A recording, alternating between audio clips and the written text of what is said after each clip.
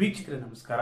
ಪಕ್ಷದ ಹಿರಿಯ ನಾಯಕರಾಗಿರುವ ಅದೇ ರೀತಿ ಕೇಂದ್ರ ಸಚಿವರಾಗಿರತಕ್ಕಂತ ವಿ ಸೋಮಣ್ಣ ಅವರು ಕೇಂದ್ರ ಕೃಷಿ ಸಚಿವರಾಗಿರುವ ಶಿವರಾಜ್ ಸಿಂಗ್ ಚೌಹಾಣ್ ಅವರನ್ನು ಭೇಟಿ ಮಾಡಿರುವುದು ರಾಜ್ಯ ಬಿಜೆಪಿಯಲ್ಲಿ ಒಂದಷ್ಟು ಕುತೂಹಲ ಮೂಡಿಸಿದೆ. ಯಾಕಂದ್ರೆ ಕಳೆದ 7-8 ತಿಂಗಳಿಂದ ರಾಜ್ಯ ಬಿಜೆಪಿ ಅಧ್ಯಕ್ಷರ ಆಯ್ಕೆ ಕಗ್ಗಂಟಾಗಿ ಉಳಿದಿದೆ ಮತ್ತು ಗೊಂದಲ ಕೂಡ ಮುಂದುವರೆದಿದೆ.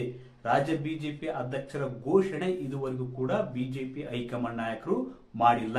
ಹೀಗಾಗಿ ಅಧ್ಯಕ್ಷರ ರೇಸ್ಗೆ ಈಗ ವಿ ಸೋಮಣ್ಣ ಅವರು ಬಂದಿದ್ದಾರೆ. ಈ ಒಂದು ವಿಷಯ ಬಿಜೆಪಿಯಲ್ಲಿ ಒಂದಷ್ಟು ಕುತೂಹಲ ಮೂಡಿಸುವುದಕ್ಕೆ ಕಾರಣವಾಗಿದೆ. ಹಾಗಾದ್ರೆ ಬಿಜೆಪಿಯ ಹೈಕಮಾಂಡ್ ನಾಯಕರು ವಿ ಸೋಮಣ್ಣ ಅವರಿಗೆ ಬಿಜೆಪಿಯ ಅಧ್ಯಕ್ಷ ಪಟ್ಟ ಕಟ್ಟುವುದಕ್ಕೆ ಚಿಂತನೆ ನಡೆಸಿದೆಯಾ ಅಥವಾ ಹಾಲಿ ಅಧ್ಯಕ್ಷರನ್ನೇ ಮುಂದುವರಿಸುವುದಕ್ಕೆ ನಿರ್ಧಾರ ತೆಗೆದುಕೊಂಡಿದೆಯಾ? ವಿ ಸೋಮಣ್ಣ ಅವರು ಕೇಂದ್ರ ಕೃಷಿ ಸಚಿವರಾದ ಶಿವರಾಜ್ ಸಿಂಗ್ ಚೌಹಾಣ್ ಅವರನ್ನು ಭೇಟಿ ಮಾಡಿದ್ದಾದರು. ಯಾಕೆ? ವೀಕ್ಷಕರೇ, ಈ ಕುರಿತು ಮತ್ತಷ್ಟು ಡೀಟೇಲ್ಸ್ ನೀಡ್ತೀನಿ. ಮೊದಲದಾಗಿ ಹೇಳಬೇಕಂದ್ರೆ ಪಕ್ಷದ ಹಿರಿಯ ನಾಯಕರಾಗಿರುವ ಅದೇ ರೀತಿ ಸಚಿವರಾಗಿರುವ ವಿ ಸೋಮಣ್ಣ ಅವರು ಕೇಂದ್ರ ಕೃಷಿ ಸಚಿವರನ್ನು ಭೇಟಿ ಮಾಡಿದ್ದಾರೆ.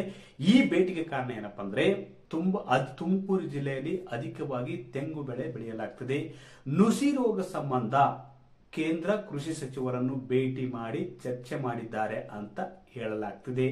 ಈ ಒಂದು ಭೇಟಿ ರಾಜ್ಯ ಬಿಜೆಪಿ ಅಧ್ಯಕ್ಷರ ಆಯ್ಕೆಗೂ ಕೂಡ ತಳಕು ಹಾಕಿಕೊಂಡಿದೆ. ವಿ ಸೋಮಣ್ಣ ಅವರು ತಮ್ಮ ಕ್ಷೇತ್ರದ ಕಾರ್ಯನಿಮಿತ್ತ ಭೇಟಿ ಮಾಡಿರುವುದರಿಂದ ವಿ ಸೋಮಣ್ಣ ಅವರು ಈಗ ಅಧ್ಯಕ್ಷರ ರೇಸ್ಗೆ ಬಂದಿದ್ದಾರೆ ಎಂಬ ಮಾತುಗಳು ಕೂಡ ಕೇಳಿ ಬರತೊಡಗಿವೆ. ಹಾಗಾದ್ರೆ ಬಿಜೆಪಿ ಹೈಕಮಾಂಡ್ ನಾಯಕರು ವಿ ಸೋಮಣ್ಣ ಅವರಿಗೆ ಪಟ್ಟ ಕಟ್ಟದಕ್ಕೆ ಮುಂದಾಗಿದೆ ಎನ್ನೋ ಪ್ರಶ್ನೆ ಕೂಡ ಬಹುತೇಕ ಕಾರ್ಯಕರ್ತರಲ್ಲಿ ಕೂಡ ಇದೆ. ವೀಕ್ಷಕರೇ, ಮೊದಲದಾಗಿ ಹೇಳ್ಬೇಕಂದ್ರೆ ಬಿಜೆಪಿ ಹೈಕಮಾಂಡ್ ನಾಯಕರು ಅಂದ್ರೆ ಇವತ್ತಿನ ಸ್ಥಿತಿಯಲ್ಲಿ ಎಂತ ನಾಯಕನನ್ನು ಹುಡುಕುತ್ತಿದೆ ಅಂದ್ರೆ ಅದು ಭವಿಷ್ಯದ ದೃಷ್ಟಿಯಿಂದ ಮತ್ತು ಪಕ್ಷದ ನೆಲೆಗಟ್ಟನ್ನು ವಿಸ್ತರಿಸುವ ದೃಷ್ಟಿಯಿಂದ ಮತ್ತು ಪಕ್ಷವನ್ನು ಬಲಪಡಿಸುವ ದೃಷ್ಟಿಯಿಂದ ಅದೇ ರೀತಿ ಒಗ್ಗೂಡಿ ಕರೆದೊಯ್ಯುವ ಅದೇ ರೀತಿ ಮಾಸ್ ಲೀಡರ್ ಹಾಗೆ ಮುಂದಿನ ವಿಧಾನಸಭೆ ಚುನಾವಣೆಯಲ್ಲಿ ಪಕ್ಷವನ್ನು ಅಧಿಕಾರಕ್ಕೆ ತರುವಂತ ಯುವ ನಾಯಕನನ್ನು ಬಿಜೆಪಿ ಹೈಕಮಾಂಡ್ ಗಮನ ಹರಿಸಿದೆ.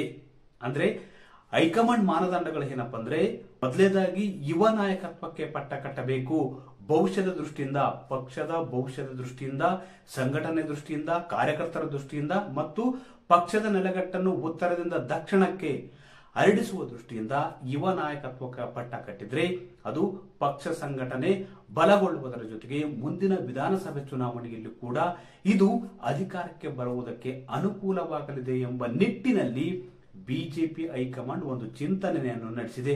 ಅದು ಬಿ.ವೈ. ವಿಜಯೇಂದ್ರ ಅವರನ್ನು ಮುಂದುವರಿಸುವುದಕ್ಕೆ ಬಹುತೇಕ ನಿರ್ಧಾರ ಮಾಡಿದೆ ಅಂತ ಹೇಳಲಾಗ್ತದೆ. ಆದರೆ ಬಿಜೆಪಿಯಲ್ಲಿನ ಕೆಲ ಗೊಂದಲಗಳು, ಅತೃಪ್ತರು, ರೆಬಲ್ಸ್ ತಂಡದ ನಾಯಕರು ಪದೇ ಪದೇ ದೂರು ಮತ್ತು ವಿಜೇಂದ್ರ ನಾಯಕತ್ವದ ವಿರುದ್ಧ ಅಸಮಾಧಾನ ವ್ಯಕ್ತಪಡಿಸುತ್ತಿದ್ದರಿಂದ ಹೈಕಮಾಂಡ್ ನಾಯಕರು ಸದ್ಯದ ಮಟ್ಟಿಗೆ ಸೈಲೆಂಟ್ ಆಗಿದ್ದಾರೆ. ಯಾಕಂದ್ರೆ ಬೇರೊಬ್ಬ ನಾಯಕರನ್ನು ಆಯ್ಕೆ ಮಾಡುವುದಕ್ಕೆ ಹೈಕಮಾಂಡ್ ನಾಯಕರಿಗೆ ಮನಸ್ಸಿಲ್ಲ. ಒಂದು ವೇಳೆ ಹಾಗೇನಾದ್ರೂ ಮಾಡೋದಿದ್ರೆ ಹಿರಿಯ ನಾಯಕರಾಗಿರ್ತಕ್ಕಂಥ ಬಸನಗೌಡ ಪಾಟೀಲ್ ಯತ್ನಾಳ್ ಅವರನ್ನು ಪಕ್ಷದಿಂದ ಉಚ್ಚಾಟನೆ ಮಾಡ್ತಿರ್ಲಿಲ್ಲ. ಯತ್ನಾಳ್ ಅವರಿಗೆ ಅಧ್ಯಕ್ಷ ಸ್ಥಾನವನ್ನು ಕಟ್ಟಿ ವಿಜಯೇಂದ್ರ ಅವರನ್ನು ಕೆಳಗಿಳಿಸ್ತಿದ್ರು. ಯಾಕಂದ್ರೆ ಅವಾಗ ಅಂತದ್ದೊಂದು ಬದಲಾವಣೆ ಮಾಡುವುದಕ್ಕೆ ಹೈಕಮಾಂಡ್ ನಾಯಕರಿಗೆ ಅವಕಾಶವಿತ್ತು.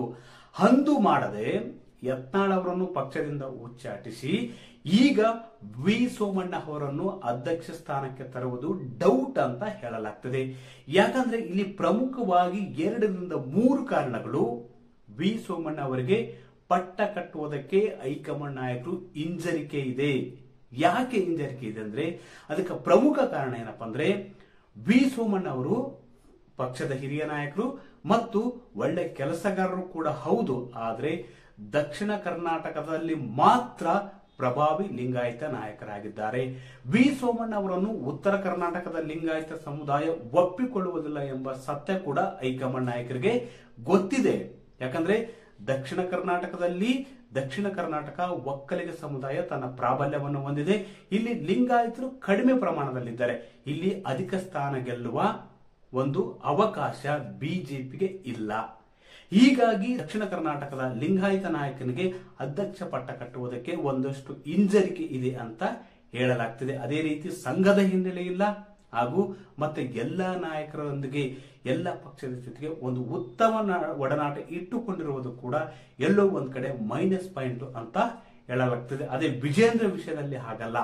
ಹೈಕಮಾಂಡ್ ನಾಯಕರು ಹೇಗೆ ನೋಡ್ತಿದ್ದಾರೆ ಅಂದ್ರೆ, ವಿಜೇಂದ್ರ ಅವರು ಉತ್ತರ ಕರ್ನಾಟಕ ಮತ್ತು ದಕ್ಷಿಣ ಕರ್ನಾಟಕದ ಲಿಂಗಾಯತರು ಒಪ್ಪಿಕೊಳ್ಳುವಂತ ನಾಯಕರಾಗಿದ್ದಾರೆ. ಅದೇ ರೀತಿ ಯುವಕರಾಗಿದ್ದಾರೆ. ಪಕ್ಷಕ್ಕೆ ಯುವ ನಾಯಕತ್ವ ಅಗತ್ಯವಾಗಿದೆ. ಇಂಥ ನಾಯಕರನ್ನ ಅಂದ್ರೆ ವಿಜೇಂದ್ರ ಹೊರತಾಗಿ ಕೂಡ ಲಿಂಗಾಯತ ಸಮುದಾಯದ ಪ್ರಭಾವಿ ನಾಯಕರಿದ್ರೆ ಇವತ್ತು ಹೈಕಮಾಂಡ್ ಒಪ್ಪಿಕೊಳ್ಳುತ್ತಿತ್ತೆ ಏನೋ. ಆದ್ರೆ ಇಲ್ಲಿ ವಿಜೇಂದ್ರಗೆ ಹೊರತಾಗಿ ಪರ್ಯಾಯ ಯುವ ನಾಯಕರು ಪಕ್ಷದಲ್ಲಿ ಇಲ್ಲದಿರುವುದರಿಂದ ಬಹುತೇಕ ವಿಜೇಂದ್ರ ಅವರನ್ನೇ ಮುಂದುವರಿಸುವುದಕ್ಕೆ ನಿರ್ಧಾರ ಮಾಡಿದೆ ಅಂತ ಹೇಳಲಾಗ್ತದೆ. ಯಾಕಂದ್ರೆ ಉತ್ತರ ಕರ್ನಾಟಕದಲ್ಲಿ ಕೂಡ ತನ್ನ ಪ್ರಭಾವವನ್ನು ಹೊಂದಿದ್ದಾರೆ, ಕಾರ್ಯಕರ್ತರ ಪಡೆ ಹೊಂದಿದ್ದಾರೆ ಮತ್ತು ಅಭಿಮಾನಿಗಳನ್ನು ಕೂಡ ಹೊಂದಿದ್ದಾರೆ. ಅದೇ ರೀತಿ ದಕ್ಷಿಣ ಕರ್ನಾಟಕದಲ್ಲೂ ಕೂಡ ವಿಜೇಂದ್ರ ಅವರು ಕಾರ್ಯಕರ್ತರ ಪಡೆ ಹೊಂದಿದ್ದಾರೆ, ಅಭಿಮಾನಿಗಳನ್ನು ಹೊಂದಿದ್ದಾರೆ. ಎರಡೂ ಭಾಗಗಳಲ್ಲಿ ಉತ್ತರ ಮತ್ತು ದಕ್ಷಿಣ ಕರ್ನಾಟಕದಲ್ಲಿ ವಿಜೇಂದ್ರ ಅವರು ಪ್ರಭಾವಿ ನಾಯಕರಾಗಿದ್ದಾರೆ ಮತ್ತು ಅವರ ಪಕ್ಷ ಸಂಘಟನೆಗೆ ಹೈಕಮಾಂಡ್ ನಾಯಕರು ಕೂಡ ಈಗಾಗಲೇ ಗಮನಿಸಿದ್ದಾರೆ ಮತ್ತು ಒಂದು ಶಬಾಷ್ಗಿರಿಯನ್ನು ಕೊಟ್ಟಿದ್ದಾರೆ. ಅದೇ ರೀತಿ ಚಟುವಟಿಕೆಯನ್ನು ತುಂಬಾ ಚುರುಕಾಗಿ ಉತ್ಸಾಹದಿಂದ ಮಾಡುವವರು ಹೈಕಮಾಂಡ್ ನಾಯಕರಿಗೆ ಬೇಕಾಗಿದ್ದಾರೆ.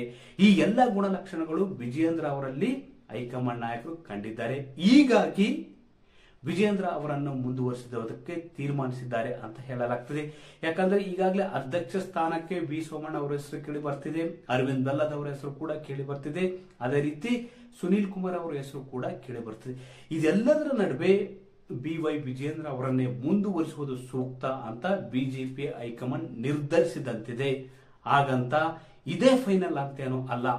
ಈಗಾಗಲೇ 7-8 ದಿನಗಳಿಂದ ಕಗ್ಗಂಟಿನಲ್ಲಿರ್ತಕ್ಕಂಥ ಅಧ್ಯಕ್ಷರ ಆಯ್ಕೆ ವಿಷಯ ಮುಂದಿನ ದಿನಗಳಲ್ಲಿ ಯಾವ ಸ್ವರೂಪ ಪಡೆದುಕೊಳ್ಳುತ್ತದೆ ಎಂಬುದು ಕೂಡ ಕುತೂಹಲ ಮೂಡಿಸಿದೆ. ಯಾಕಂದ್ರೆ ವಿ ಸೋಮಣ್ಣ ಅವರು ಕೇಂದ್ರ ಸಚಿವರಾಗಿರ್ತಕ್ಕಂಥ ಶಿವರಾಜ್ ಸಿಂಗ್ ಚೌಹಾಣ್ ಅವರನ್ನು ಭೇಟಿ ಮಾಡಿದ್ದಾರೆ.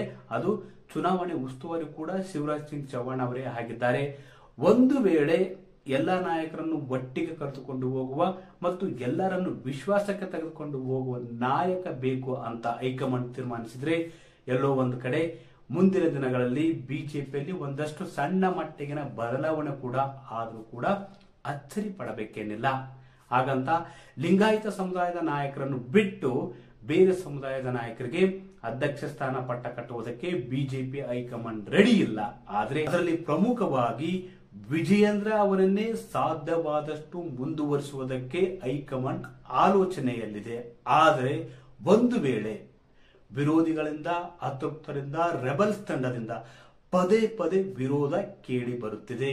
ಕೊನೆಯ ಹಂತದಲ್ಲಿ ಹೈಕಮಾಂಡ್ ನಾಯಕರು ಯಾವ ನಿರ್ಧಾರ ಕೈಗೊಳ್ಳುತ್ತೆ ಎಂಬುದು ಕೂಡ ಇಲ್ಲಿ ಕುತೂಹಲ ಮೂಡಿಸಿರ್ತಕ್ಕಂಥ ವಿಚಾರ. ಯಾಕಂದ್ರೆ ವಿ ಸೋಮಣ್ಣ ಅವರು ಕೂಡ ಸಬಲರಾಗಿದ್ದಾರೆ, ಏಬಲ್ ಕೂಡ ಆಗಿದ್ದಾರೆ. ಅದೇ ರೀತಿ ಯುವ ನಾಯಕತ್ವಕ್ಕೆ ಮನ್ನಣೆ ನೀಡ್ತೀವಿ ಅಂದ್ರೆ ಅಲ್ಲಿ ಬರ್ತಕ್ಕಂಥ ಮೊದಲ ಹೆಸರು ಅಂದ್ರೆ ಅದು BY ವಿಜೇಂದ್ರ. ವೀಕ್ಷಕರೇ, ಹಾಗಾದ್ರೆ ನಿಮ್ಮ ಪ್ರಕಾರ ರಾಜ್ಯ ಬಿಜೆಪಿ ಅಧ್ಯಕ್ಷರು ಯಾರಾಗಬೇಕು? ಕಮೆಂಟ್ ಮಾಡಿ ತಿಳಿಸಿ.